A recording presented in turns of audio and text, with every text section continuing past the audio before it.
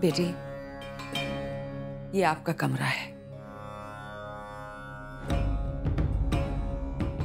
आइए।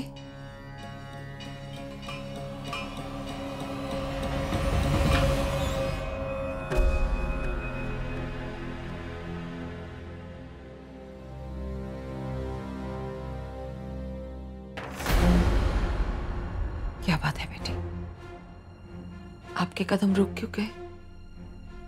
ये आप ही का कमरा है, आइए।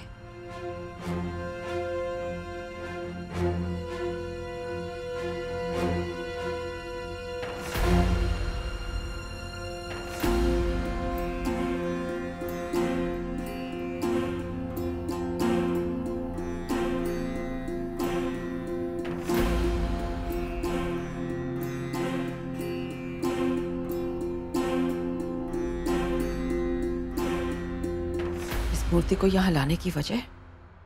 इन्हें नहीं लाती तो शायद खुद भी नहीं आ पाती।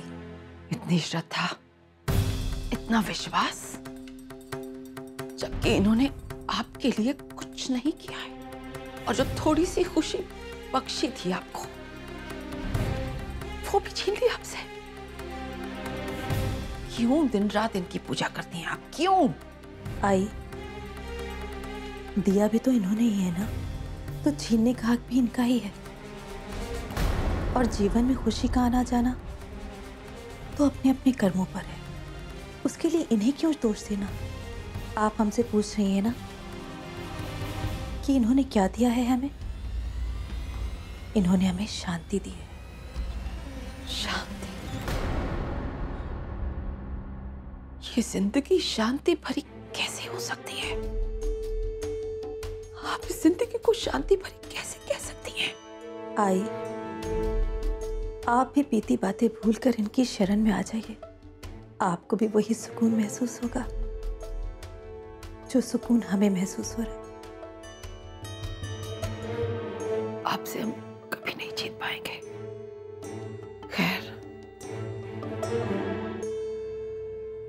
आप बताइए, ये कमरा आपको पसंद आया भी है कि नहीं? ये रंग बिरंगी चादरें, सब कुछ अच्छा है ना? इस बेरंग जिंदगी में रंगों का कोई मोल नहीं, और ना ही इनकी कोई जरूरत। आज मेरे ध्यान का समय हो रहा है, मैं थोड़ी देर अकेले रहना चाहती हूँ।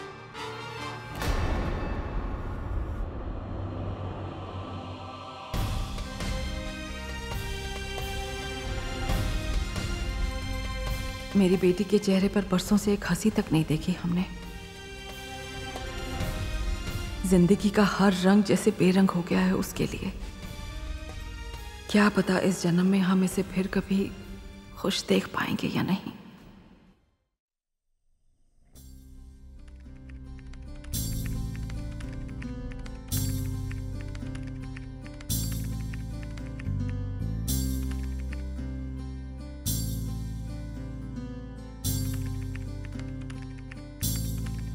पूर्णिमा, आप अभी तक फ्रेश नहीं हुई?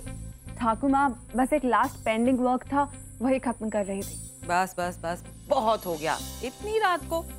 अब तुम्हें आराम करना चाहिए। हम तो आपसे ये पूछने आए थे कि आपको यहाँ कोई दिक्कत तो नहीं हो रही? ठाकुर माँ, आपके रहते हुए भला हमें कोई फिक्र करने की जरूरत है? एवरीथिंग इज जस्ट परफेक्ट, बिल्कुल जैसा हम चाहते थे। और ये घर तो बहुत ही सुंदर है। चलिए, शुक्र है, अब हम चैन की सांस तो ले सकते हैं। अच्छा, और बताइए, आपके आगे की पढ़ाई? ठाकुर माँ, उसकी फिक्र मत कीजिए, हमने भैया को बोल दिया है, अब हम यही रहेंगे आप सबके साथ और आगे की पढ़ाई भी करेंगे। अरे वाह, बहुत अच्छे। लेकिन आपसे एक बात कहें, भैया आज इतना परेशान क्यों लग रहे थे? I mean, tired, as if stressed out about something? हाँ, इंद्र आजकल अपने बिजनेस को लेके बहुत चिंतित रहते हैं, और फिर बच्चों की अभी तक एडमिशन्स भी नहीं हुई हैं। अब हम समझे कि भैया अपने नाम और पावर के दम पर उनका एडमिशन नहीं करवाना चाहते हैं, और शांतनु और मिष्टी जानबूझ के इंटरव्यूज में मस्ती कर रहे हैं। हाँ, आप फिक्र मत कीजिए, इनका एडमिशन तो मैं करवा दूंगी, और आप देखिएगा इंटरव्यूज में भी कैसे पास होते हैं।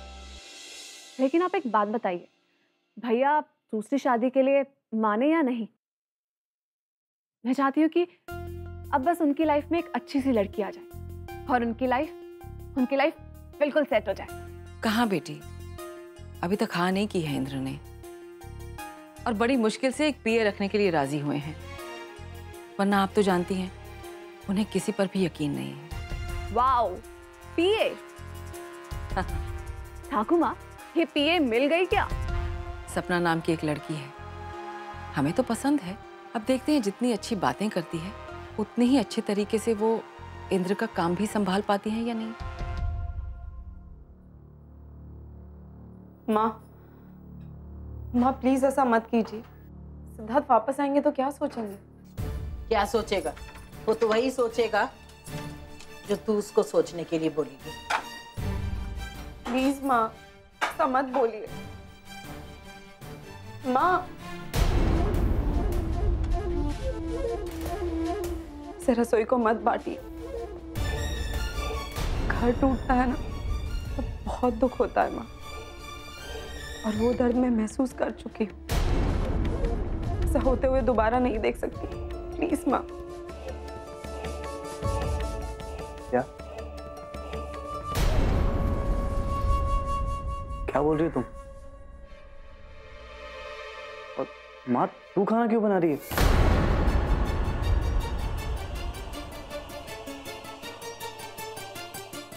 दो चूल्हे क्यों? लाडोबा, पिया की शादी टूट गई। शादी टूट गई? पर माँ हुआ क्या?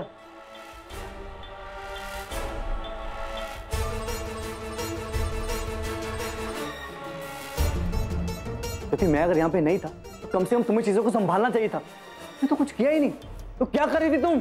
सिद्धार्थ मैं बेबस थी। माँ ने मुझे तुम्हारी कसम दे दी कि मैं इंटरफेयर ना करूं।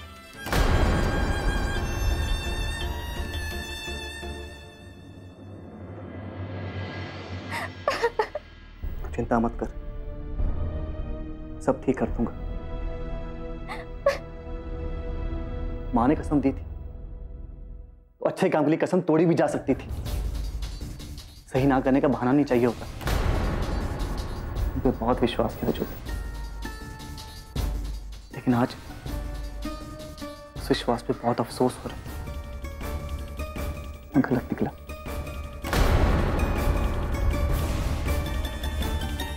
अब मैं करूं तो क्या करूं पापा? तू ही कोई रास्ता दिखा दे। हाँ जी, मुझे कुछ किताबें चाहिए। 10 दिन में कैसे बने बिजनेस वुमेन, और एक बिजनेस में 10 फायदे, थोड़े इन्वेस्टमेंट में ज्यादा मुनाफा। हाँ, आप एड्रेस लिखिए।